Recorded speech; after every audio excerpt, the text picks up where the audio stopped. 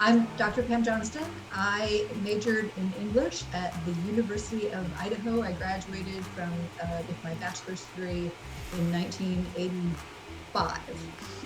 I am Robin Bisha. I started college at Smith College longer ago than I cared to admit. And I attended Smith College for 3 semesters. And I took some time off and I started back up in college again at Manatee Junior College in Florida. And then I transferred from Manatee Junior College to Florida State, which I attended for 3 semesters. And then I transferred from Florida State to University of South Florida, which I actually finished. My major that I had when I graduated was history. Then I went on to graduate school from there and studied history at Indiana University. And I decided that I would stay there to finish my master's degree and my PhD, just to prove I could do it. Taught history for a while at a number of different places. And then I decided that I really didn't want to do history anymore. And I picked up with communication. I returned to university to do a master's degree in mass communication. So I'm Bob Jonas. I majored in interdisciplinary biology at Michigan State University in East Lansing, Michigan. My name is Chris Bollinger. I graduated, I did my undergraduate work at Regis University in Denver, Colorado. I graduated with a degree in mathematics. And from there, I got an assistantship working in housing at the University of Charleston in West Virginia. And while there, I got a master's in human resource management. And then I worked in student affairs for a while, right? And I was an RA, I was an assistant director, an area coordinator, and directed a program for a short while as well. Then I went back to school and I went to Bowling Green State University, where I got my PhD in communication studies. And so I have different degrees from different areas. I really appreciate that because I think it gives me an interdisciplinary look at things. And every discipline approaches things with a slightly different paradigm. And so I like the diversity of perspectives, right? And that's one of the things that's really important to me. So. How did you keep yourself motivated well enough to get through college? I think that is an excellent question, right? Because everybody goes through that kind of trough of despair, usually in sophomore year when it's not new and exciting anymore, but you're also not far enough along that you're into your major yet, right? That's right. I wasn't a very good college student, frankly, in my freshman and sophomore year, like a lot of people. I didn't have to study in high school. I didn't have to work very hard, and I didn't know how to do the things I needed to be able to do to be successful in college. It took me a while to figure that out. But once I started figuring that out, once I started having a little bit of success and getting the grades that I wanted, and the clearer I became about what major I wanted to have, then I was able to see how different things would connect back to that major. So I could take a history class and be like, okay, learning this history might help me write a story about this, right? Or studying psychology might help me understand characters in this way. So once I had some sense of focus, like I knew what I wanted to, or what I wanted to study at least, then motivation kind of took care of itself because I knew what I was pinning everything on. Well, obviously that was a problem. Actually more of the problem was the context around going to college is always difficult, and it was a pretty difficult time in the life of my family.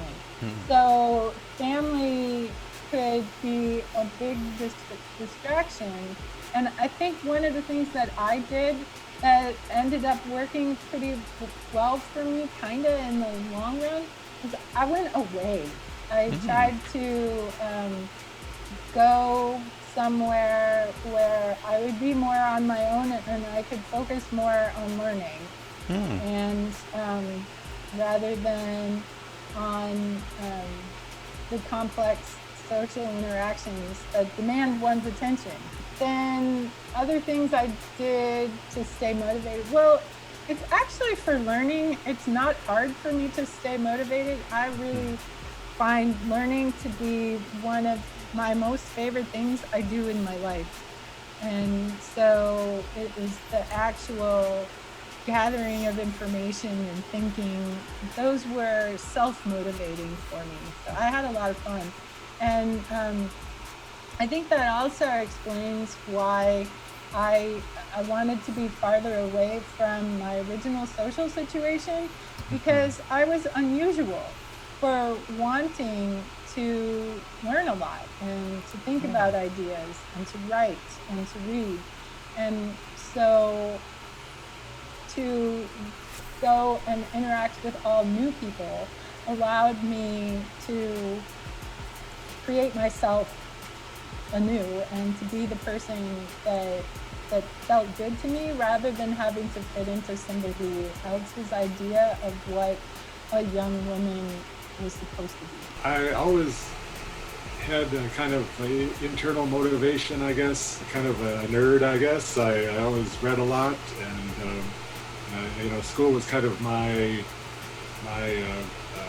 forte, and I did really well at school. It was something I could see I could accomplish. Whereas in other things, you know, I may not have been, wasn't the most coordinated person in the world, for sure. And other things weren't that great. Of course, friendships and social events, that type of thing, were important in terms of persisting and you know, having a good experience in college, which is, I think, maybe one of the hardships of the current environment with the pandemic. I think a lot of students aren't getting that type of social engagement, or maybe they aren't, and I think that they probably really miss that type of thing. Yeah, so my mom was pretty forceful growing up, so I didn't have a typical first gen upbringing, right? And lots of you don't get exposure to, you don't have parents who are exposing you to, telling you from day one that you're going to have to go to school and you're going to have to get jobs so you can pay your way through school because we can't help you with it. That was helpful. And in terms of getting me in a position where I was able to get scholarships and have some advantages at school that not everybody has. But when I got there, you know, like a lot of first-gen students, my experiences were a bit of a misfit, right? I didn't understand kind of all of the codes and also how you're supposed to move through things. So there were difficult moments, but for me, always one of the things I learned early on in my life is that it's, you know, we've got opportunities, not everybody has them, and that when you have them, it is your responsibility to yourself and to all those who don't have them to take advantage of them and make them work for you. So it's, you know, it's kind of like one of those things where I didn't believe that failure was an option. That's a helpful mindset.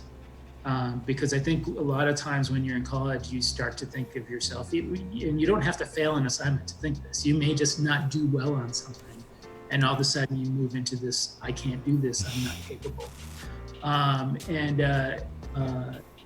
For me, I always try to remember that I'm not capable yet, and that I need to learn more things. And if I work hard enough and do as much as I can to learn those things, I will eventually get it. And I think growing up working class in the way that I did, I worked on grew up on a farm. I was always working, right? I was always working in the fields. I was always working, you know, shoveling gravel or something like that, working construction. I think one of the advantages of that is you learn that even though you have a bunch of things on your plate, that you will get it done. You just have to keep working. And that mindset, I think, was really helpful for me in college. And so that's one of the ways I stayed motivated. The other thing that I think is probably important, we've talked a little bit about before, is that I found a network of other people who had similar backgrounds and similar challenges that I did. And we talked to each other. And we tried to help each other overcome whatever barriers that we came to. that community was really valuable and continues to be so for me today, right? I mean, I try to network and connect with a lot of different kinds of people, and I see it as my role to help them when I can, and I also see it as my role to go to them for help when I need it. Please describe to me a moment that might have been difficult for you, but that you eventually overcame in college. It takes me back to my freshman year and my first college exam. So I'll probably tell my biology students this Monday, but so I took a math course, which was like pre-calculus, and I had already had advanced math, trigonometry in high school, so I thought, oh, this is going to be an easy course. And I came into the first exam, and it wasn't so easy, and I got like a 60% or 55%, I don't even remember now, but some really low grade, and that wasn't like me. I was, like I say, I always did well in school. And so this was a challenge now, and I realized, college is different, and so I overcame it. I mean, I got a decent grade in the class, probably like a B or something, but it was a shock. And you have these difficult semesters that comes with the experience. I guess personally, the worst thing was. My mom got breast cancer while I was in college, and that was kind of a traumatic thing to work through.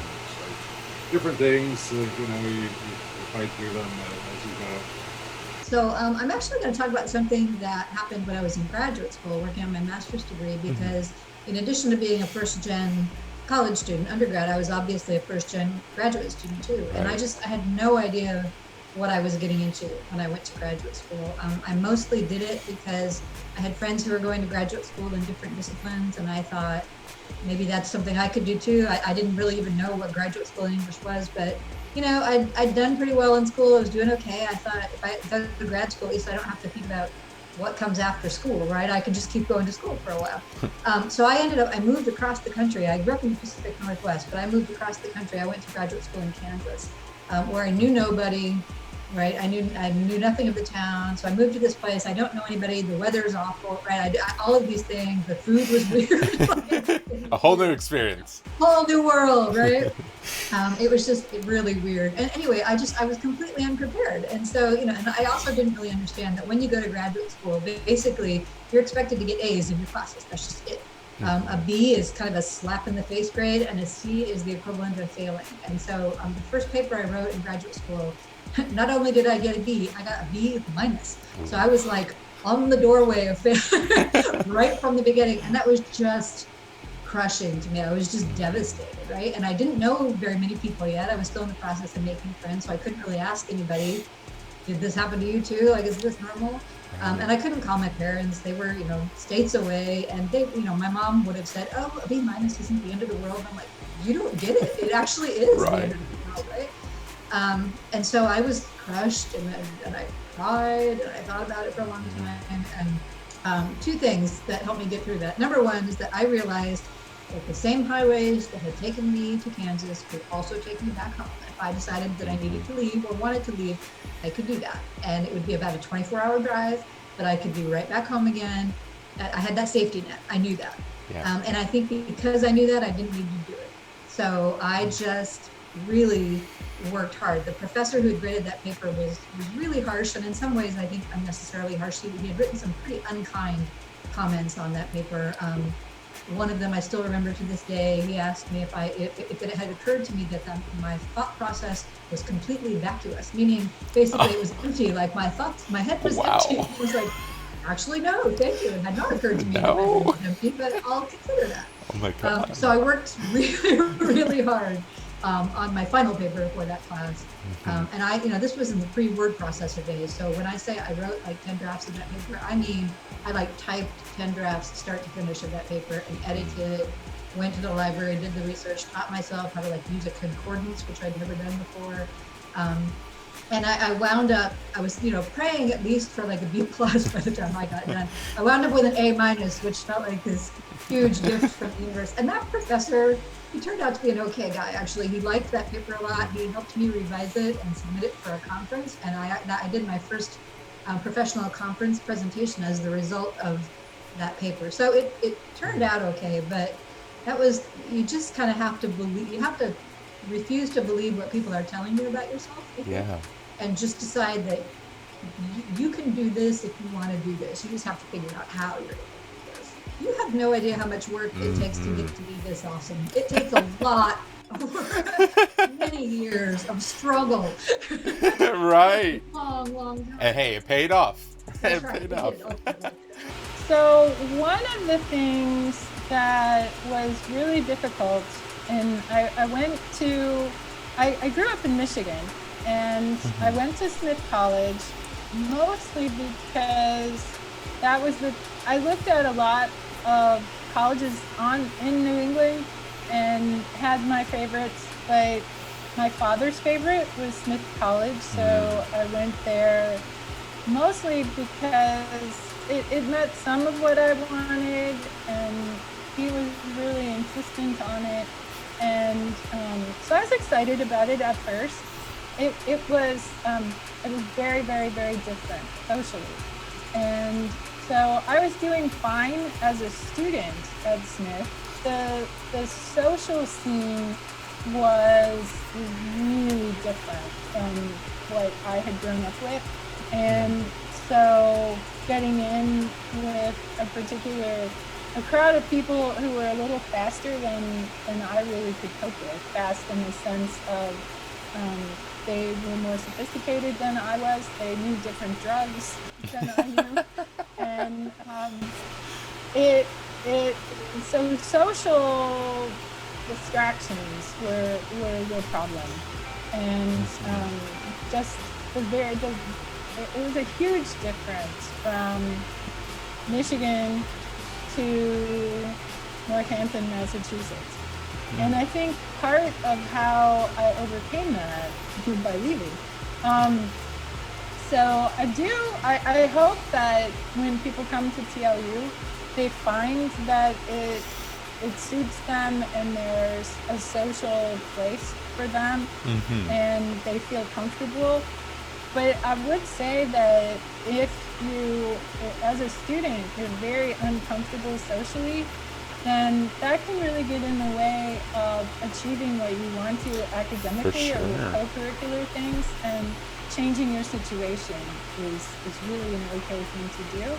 Another thing that I think helped me to get out of a bit of a hole I think I dug myself. Not that I was doing badly academically, but I was just not navigating life all that great at the point that I left Smith. It was taking some time off and recovering myself just by taking a deep breath, taking a step back, and saying, okay, what is working here? Do I want to go back? And I could have gone back to Smith, but I chose not to. And but I knew I wanted to go to college, and I knew I wanted to go to graduate school. So I think the thing that helped me was just to recover. I think I've had this moment several times, and will probably continue to have it, is that I struggle with my writing. And so it's not that I don't write well. I'm fairly well published. Right? I'm not great, but I'm out there. And so it's but it's still a constant thing for me, because it's more of a challenge for me than almost anything else I do. And so but there were several times. I remember, like a sophomore year in college, when I was trying to write these papers for a social justice class, which, to this day was still one of my favorite classes, right? But I would be up working on that paper. I'd start at 9 or 10 o'clock, and I'd be up till 4 in the morning, trying to get the paper right? And part of it was learning how to ask for help, and learning how to go to the writing center, learning how to ask other people for help. And there again, it was one of those moments where one of my friends, who knew what I was doing, but also worked as an intern for the professor of that class, one day told the professor what was going on for me, right? And then my comments that I was getting back started being a little more specific, right, about what it is I needed to do, and a little more encouraging. and so which wasn't a big shift, right? Because she was already a great teacher, but I started seeing things that I could do that I didn't realize about before.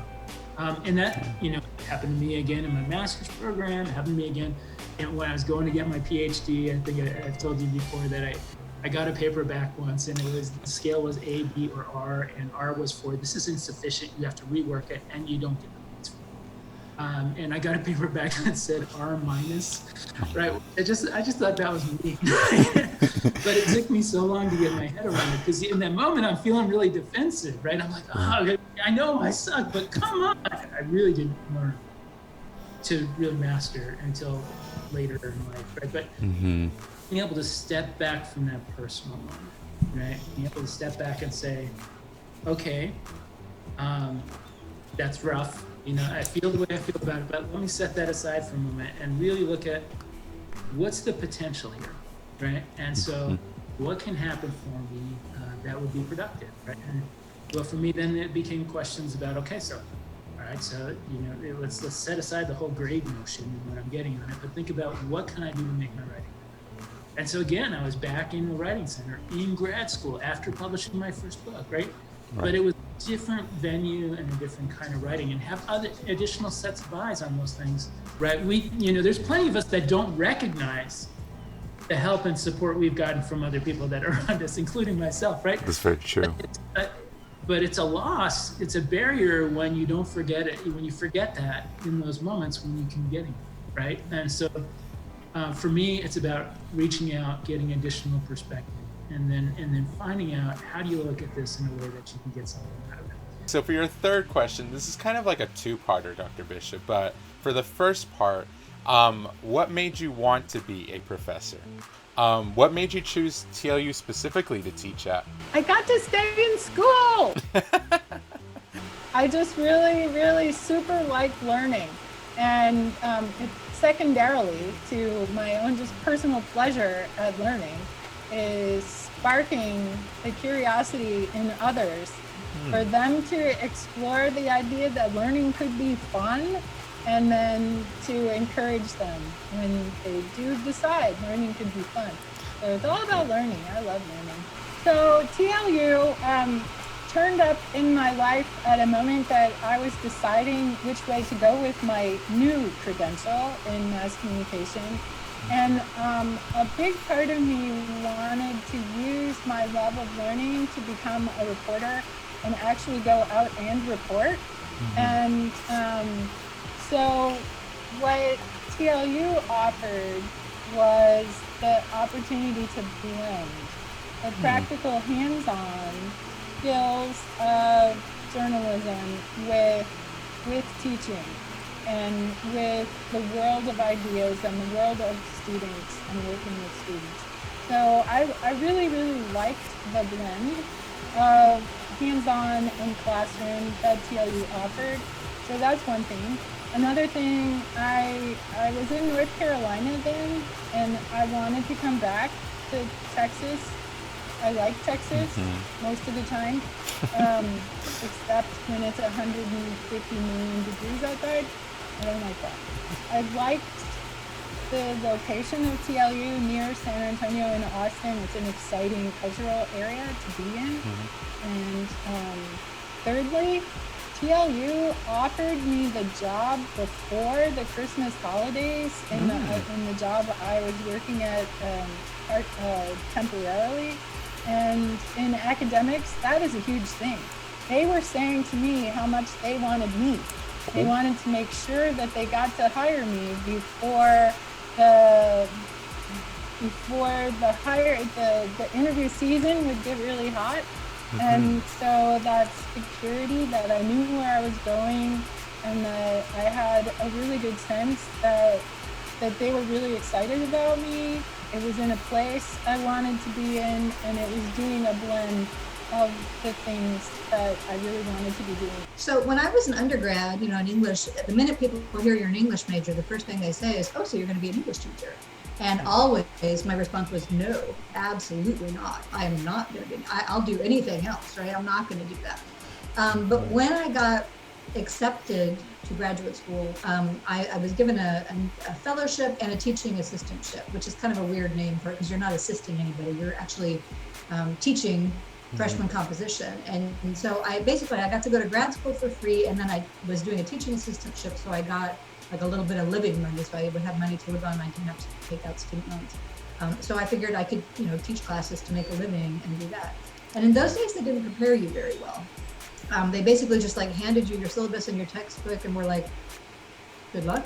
Figure it out. It's never in your favor. That was sort of it, And so my first year of teaching did not go very well because I didn't know what I was doing. I always wish I could go back and like look up those students and apologize to them because I think I did such a terrible job because I just didn't know what I was doing. The more like confidence I got in what I was doing, and that gave me some room to be creative because I wasn't just going to class in sheer terror every day. And so the more confidence I got in what I was doing, the more creative I could be about it. So it took a couple of years to really sort of figure out that that's who I am. This is what I do, right? This is what I was born to do. But that was not what I planned on doing really ever. The way the sort of academic job market works for professors is basically when you get your degree, when you finish up your PhD, you go, it's called going on the market, and basically you just look at whatever jobs are available and you go where the jobs are available, unless you have the luxury of being a little selective, and being able to say, I only want to work in this area or that area. But most of us don't have that luxury. And I still remember the day I saw the job ad for TLU because I almost didn't apply for the job because I'm Lutheran. I grew up Lutheran. I had never really thought about living in Texas. That was not on my radar. I grew up in the Pacific Northwest, went to grad school all through the Midwest.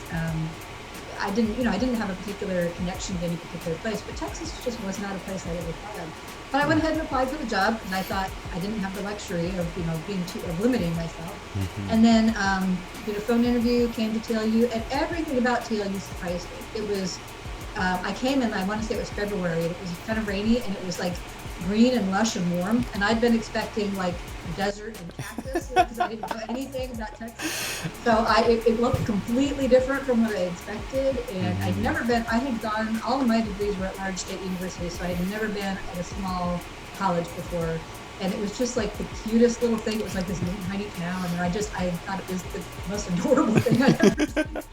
And then the students I met were just great. In fact, the night after my interview, I ended up going out to dinner with a group of students instead of going out with a group of faculty, just because of certain circumstances that were in play. And the students were so great. They were enthusiastic and friendly. I loved them. And I thought, if all my students were like this, what a great job. I never even considered this career when I was in undergrad. I don't like public speaking. I'm not a good public speaker. I get nervous. And so I never thought I could do the teacher stuff. And it wasn't until I actually got into graduate school and they made me do it that I actually found out that I liked it. So in graduate school, I taught recitations as part of my master's program. So these were small sections because I got my master's at a fairly big school, and so the large lectures would be broken up into small sections that we graduate students would teach. And so they gave me one of these recitation sections, and I helped out in lab, and I really enjoyed it. So that was kind of a shock to me that here was something I thought I really could do for a living. It shows you sometimes these things fall into your lap. Yeah. I've never been one of those people that knew what they were going to do from the start, I suppose. Yeah. I knew I liked science, I knew I liked history and reading and that kind of thing, but I didn't really know what career that would. TLU is the type of college that I envisioned after I knew I wanted to teach college, right? So at a larger school, you have a lot more research responsibilities, and you have to you're kind of judged on how many papers you produce and how many grants you get, and it's a real treadmill. I mean, I've been in that environment during my graduate studies, and so it's not something I really found that appealing. I really thought, this is really what I want to do is spend my time in the classroom, spend my time around young people, helping them understand biology in my case. I had known about TLU because I got my PhD at UT Health San Antonio when I was 12. And so there I had met one of the alums. One of your alums was a fellow graduate student of mine at UT Health. And so I knew about the school. And then when I started applying, I applied to many places all over the country, but this job fell into my lap in 1991, so I was pleased to come back to Texas. I went to school and I wanted to be a math teacher. That was my original goal. And then I started doing work in student affairs, and I really liked what I was doing in student affairs. And then I wanted to be in student affairs, right? Because there was something appealing about, just being in the thick of it. In math, I'd be teaching math, and that was great, and I loved that. But in student affairs, you're dealing with real life, people's real life issues all the time. And for me, there was something challenging about that. I really liked the energy that comes from engaging in that. Doing crisis response work for me at that age, when I was doing that, was really appealing to me because I liked the challenge of it, and I liked. And it just requires a lot, but it's also a rush, right? Because you're responding, and when you do it well, it goes off really well, right? And so, but then you're weary of that over time. Right. But I really liked the educational components, helping people learn through those life experiences in places where they're not as safe as possible. But I didn't. And then I was going to go back and get, maybe do some more degree work, but not sure about it. But I had a couple professors in college who early on first introduced me to the idea of, they said, you would be really good at graduate work. And I didn't believe them at first, right? Because I'm like, the elite go to graduate schools. Right. Like I do well in school because I work hard. I am not a genius, right? And so I just didn't see myself in that mode. But what I've learned is that, there are geniuses in grad school, but there's also a lot of non-geniuses in grad school. One of my religious studies professors, I even got a minor in religious studies, but one of my religious studies professors said that to me. And then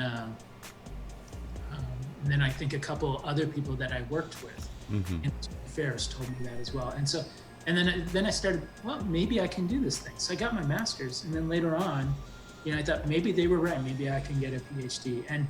And this is part I don't usually share with people. The thing that put me over the edge to go back and get the PhD, I got tired of people talking to me in student affairs like I was not well read, right? I did my homework, right? I was reading the texts, I was reading studies, right? And most student affairs professionals do that. And at the time, I felt like faculty were always talking down to me. And I'm done with that. But what I've learned since then, they weren't really talking down. They were critically engaging as academics. Yeah. And and again, it's another perspective I didn't yet have. Right? Is that that's part of how you engage academic and scholarly work. But I had heard that from people a few times because they made assumptions about where I came from and what I knew, or about what I looked like at a particular time, or what clothes I was wearing at a particular time in relation to what I knew. Yeah. And then, so that's always been a button for me, that people think that lower class families are stupid, right? And so that's, and I don't think that's true, but that's what I felt like at the time. And that was sort of the rub, and that was the thing that pushed me over the edge, right? It's like, okay, I'm smart as these guys. Well, I think we kind of teach, socially, we teach people from lower socioeconomic groups that they're less intelligent. That's true. And I don't know that that's an intentional thing, but I think it's a dominant discourse kind of thing, that's a byproduct of the way we talk about and engage in things. And I don't think that people always feel that or believe that.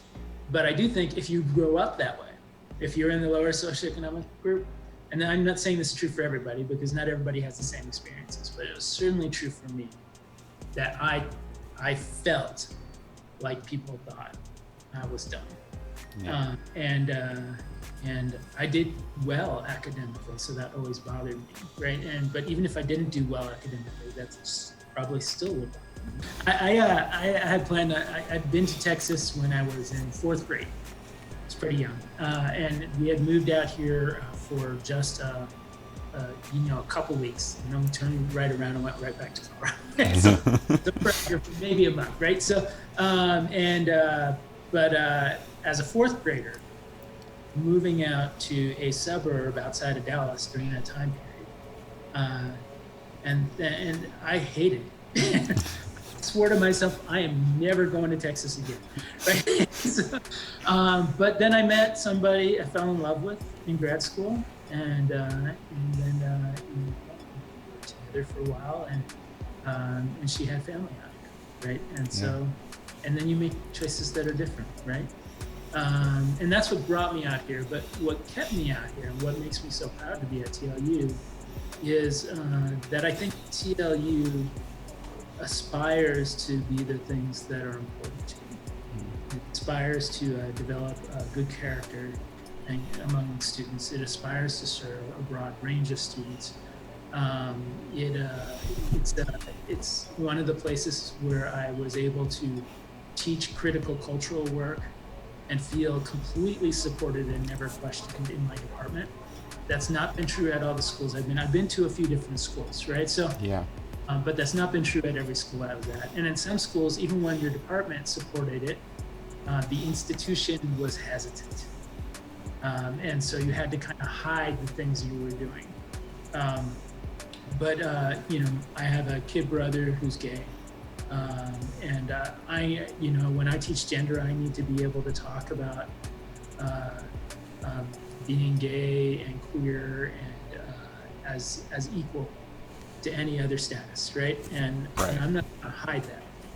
And I've certainly worked at schools where you then have to contend with a whole lot of other things for doing so. And I would lose my job at the schools because I wouldn't do that, right? And it's not okay to marginalize people just because they're different, right? And so, but I've worked at some schools where it would have been, well, we're not saying that you should marginalize them, but don't talk about that. Keep it hush hush. Study gender and sexuality without addressing, the queer contingency, right? And I'm like, that's not really studying gender and sexuality. But for me, TLU is a place that while we still have a lot of work to do, has always and continues to aspire to be a place that always happens. And I'm proud of that, and I'm proud to be here working on those issues. I'm not saying we do it all perfect all the time, because I don't believe that. We have a lot of work to do, just like every other school across the country, and not really all that different from schools that are similar to our makeup. But it doesn't deny the issue that we have that work to do. So I'm not suggesting this is a perfect place, but I like doing the work here because I feel like it's got the potential to get closer to that than some other places that. Oh yeah, for sure. What advice would you give to students, especially to first-gen students? Don't be afraid of working hard. I think that sometimes, and I'd include myself in this, when we hit a barrier, it's just easy to give up, right? And I think that sometimes when you hit a barrier, you need to find what you can get out of that barrier. What's the thing that you can pull away from that barrier that's going to be helpful to you? Are there ways around that barrier? And what are we doing to try and overcome and surpass that barrier? And even if we don't surpass it, right? I mean, that's the part of figuring that out takes you to places that help you to be more successful. I think that, don't be afraid of the hard work. Be willing to help each other and seek help each other, right? I mean, that's crucial. Again, I'll go back to that. I don't care what people tell you. Nobody is successful without having had some advantages from the people that are around. And lots of times people don't know what those are, but that's just an ultimate picture of privilege when you get to get all those resources and not realize that they've been handed to you. And I think that goes both ways. So when you're in a position that you can be helpful to somebody else who's struggling, I go back to the other thing that I learned when I was young. You not only have an opportunity, but you have a responsibility to make that worthwhile, right? And then I think the mindset you approach things with, right? And I talked about that a little bit with the work. I think that when you approach things if you can step back from a situation and then look at what can I get out of this, not just for me, but also for other people, right? And then how do I navigate this in a different way? And it's okay to have those moments. You're in that moment and you're like, this sucks.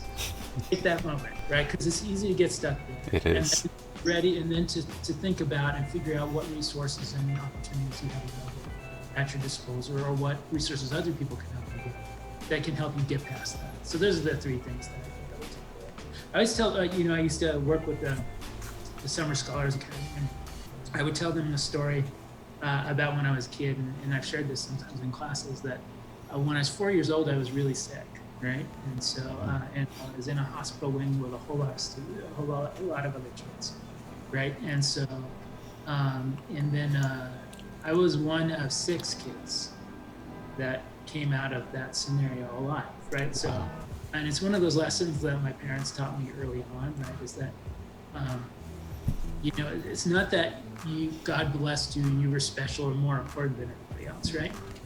God blesses me and he blesses all of it. Yeah, but it's that you just have to remember that you now have opportunities that other people didn't have. Yeah. And so at the end of the day, you need to look at what you've done and to see and to have I done what I can to provide my best self, right? And to this day, I always keep that little fire truck, it's because I got home and they had gotten me this little fire truck. And so I now keep little fire trucks around just to remind me not to forget about that. Because it's easy to do that. The more resources you get, then you're like, oh yeah, no, I'm living happy, right? But the reality is we've always got that challenge, whether that's today, tomorrow, or the next day, right? Mm-hmm. The challenge that comes to all of us. My message to people is go out and do the best you can to be the best person you can. And then at the end of the day, you should be proud of that. Just remember that everything is an adjustment. Coming to college is an adjustment, and certainly, my parents, my father was a truck driver, my mother worked in an office before she had me. She was like a full-time mom. And then coming to school, living in the dormitory, you're away from your high school people, you're in a new environment. It can be daunting at first. Sometimes lonely, and you have to kind of realize, this might be your first experience with this type of thing. I've been through it many times now since I moved around, and it always happens. It's always the same thing. You go to a new place, you're trying to fit in, and eventually you do. It takes time, so it's just something you kind of work through. And so don't give up. Don't feel like you're the only one experiencing this, because everyone goes through it. And so you have to find your place, give it a chance, it'll work out. Don't be afraid of your professors. Yes. That's another piece of advice, because I think students should talk to us more than they do. Again, that's kind of hard these days with the pandemic, because my office is too small to have people sitting in it. Yeah. So we can go outside or something, and there's always the Zoom or other types of distance. Right.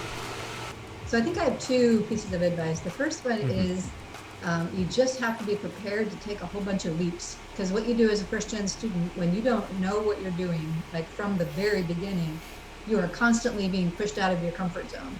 And that's scary, because you constantly just feel like a doofus, like you don't know what you're doing ever, right? And I certainly felt that way in grad school too. But every time in my life that I have taken a big leap, like when I moved to Kansas to go to grad school and moved to Texas, every time I've done that, it's paid off pretty well for me. And that doesn't mean it always will, but then you'll know something too. You'll know, okay, this is not what I want. Mm-hmm. But I think there are all kinds of leaps like that. Changing majors, as you mentioned before, I think is a big leap sometimes. Study abroad, big leap. Internship, right? All of these grown-up things we're going to do. There are lots and lots and lots of them, and you just have to be prepared to take the leap and see what happens. It's really scary, but you don't get much of anywhere if you don't do that. And then the second piece of advice is just, I think you have to remind yourself as often as necessary that you belong here. You took all the same classes, you got all the grades, you took the SAT or the GRE, or you did all the things everybody else did, and that landed you here. And the fact that you're the first in your family to do it, and that you're stumbling around a little bit, that doesn't mean that you don't belong. That means you're going to have a different path. You're maybe going to work a little harder at certain things, but that's it. And if you don't believe that story about yourself, the story that's like telling you don't belong here, this is too hard, you need to get out, if you just refuse to believe that story, you belong here as much as anybody else does, and you can go anywhere that anybody else does. And one of the things I think is really important to think about if you're a first-gen student is that your family has no idea what you're doing. And that you have to explain to them, you have to be willing to share with them the parts of your world that they're not understanding. Right. And to get them on your side, to make sure that your family understands why you need time to read when there are other things that your family would like you to be doing or need you to be doing. They want you to go to college, but they don't know what college really requires of you. And so you become a teacher for your family. And I think that that's a really important thing for first-gen students to remember. It'll all be easier if you can bring your family along with you.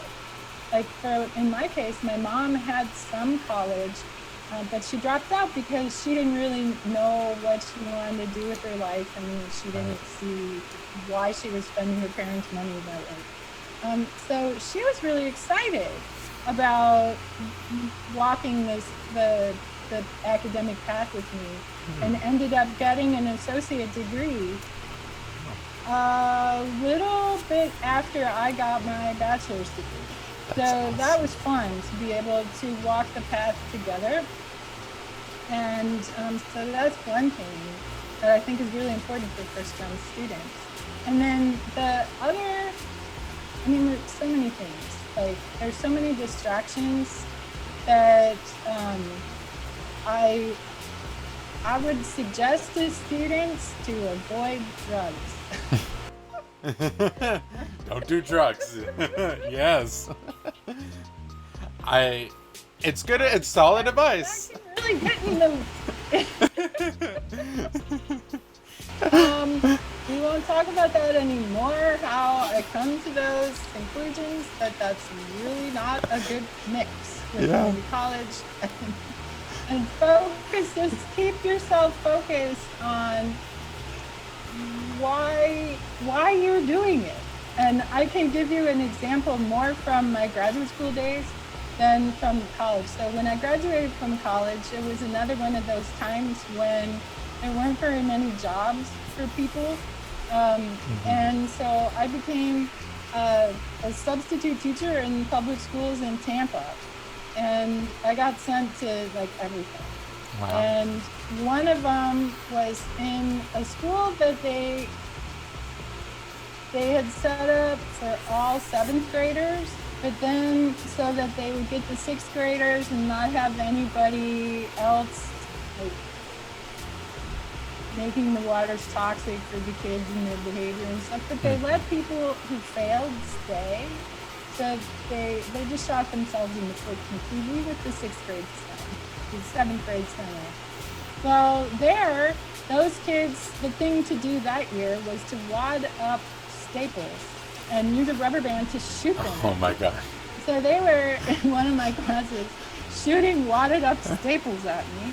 And they hit my glasses, so I'd probably be blind if I hadn't had impaired vision to begin with. And then another school I went to, there was a knife fight outside my classroom in the high school with blood and everything. So I knew something of the world I might have to go back to if I didn't finish my graduate degree. So I kept thinking about what I didn't want. And when I lost my focus on my PhD, I kept thinking about knife fights in the high school, and that those things didn't seem to happen in college.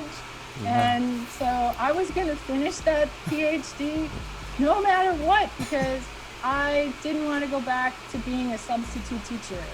Yeah. So I think remembering where you were, especially if it wasn't the best place, and where you want to end up is very motivating, because you can, if you think about the reason that you want what you want, it might not be that you didn't like the work environment or you don't like the neighborhood or whatever. It might not be that. It might be just how much you want to serve society by being a doctor or a physical therapist or an author, and how the work that you're doing now, it might not always be that exciting, but it'll get you where you want to be, where you feel like you really need to be. And so keeping your eyes forward, don't get distracted by all the weird stuff, and take time for yourself. Make sure you stay healthy. Yes. And you get some sleep. You know, people in college don't always get much sleep. Sleep helps. It helps with your learning. It helps with your mood. It helps with your motivation. So getting a goodly amount of sleep is really good. Yes. And so those are some of the things that I think it's really important for college students to think about as they move forward through a 4-year program that it's challenging. Yeah, for sure. Remember it's challenging and treat it like that. Don't so that you're ready for those challenges.